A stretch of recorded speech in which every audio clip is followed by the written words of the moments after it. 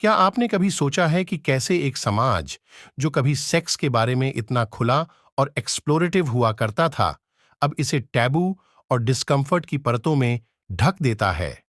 भारतीय समाज अपनी रिच और डाइवर्स सांस्कृतिक टेपेस्ट्री के साथ एक आकर्षक केस स्टडी प्रस्तुत करता है।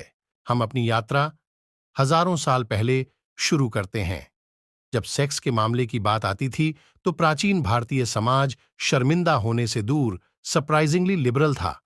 वात्स्यायन द्वारा लिखित एक प्राचीन भारतीय ग्रंथ कामसूत्र इसका एग्जाम्पल है।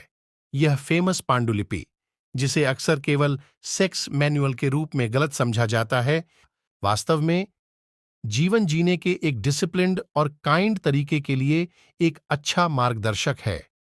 यह प्यार के बारे में बात करता है, जीवन साथी ढूंढने के बारे में, पत्नी के कर्तव्यों और विशेषाधिकारों के बारे में, और हाँ, यह प्यार के फिजिकल एस्पेक्ट पर भी प्रकाश डालता है।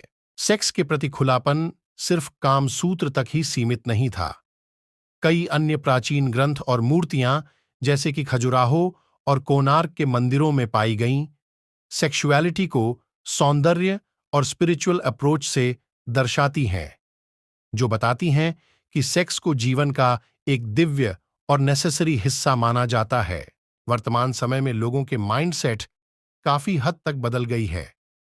वह समाज जो कभी सेक्स को लेकर ओपन माइंडेड हुआ करता था, अब इसके बारे में बात भी करने से कतराता है। सेक्स खाने या सोने जैसा नेचुरल कार्य एक टैबू बन गया है। यह बदलाव काफी हद तक ब्रिटिश शासन के दौरान विक्टोरियन नैतिकता के प्रभाव के कारण है, जिसने भारतीय मानसिकता पर विवेक की छाया डाली। सेक्स के बारे में खुली बातचीत की कमी ने गलत सूचना, भ्रम और कई सामाजिक मुद्दों को जन्म दिया है। इसने सेक्स को इस हद तक कलंकित कर दिया है कि यहां तक कि मैरिड कपल, जिनके लिए सेक्स एक हेल्थी रिश्ते का एक एसेंशियल कंपोनेंट है, उन्हें भी अक्सर अपनी शारीरिक जरूरतों और इच्छाओं पर खुलकर चर्चा करना मुश्किल लगता है। सेक्स के प्रति इस चुप्पी और शर्म ने भी सेक्स को बढ़ावा देने में योगदान दिया है और सेक्सुअल वायलेंस को बढ़ावा दिया है। सेक्स एजुकेशन की कमी और सहमति के इर्द गिर्द चुप्पी के कारण भारत में रेप केसेस और सेक्सुअल हैरेसमेंट के मामलों में इंक्रीजमेंट हुई है। मूल कारण को संबोधित करने के बजाय समाज अक्सर पीड़ितों को दोषी ठहराता है, जिससे हिंसा और चुप्पी और बढ़ जाता है। So what should we do to overcome it? एक बदलाव आवश्यक और जरूरी है। एक ऐसा समाज जो सेक्स को खुले तौर पर स्वीकार और चर्चा कर सकता है, वह न केवल स्वस्थ है बल्कि सुरक्षित भी है।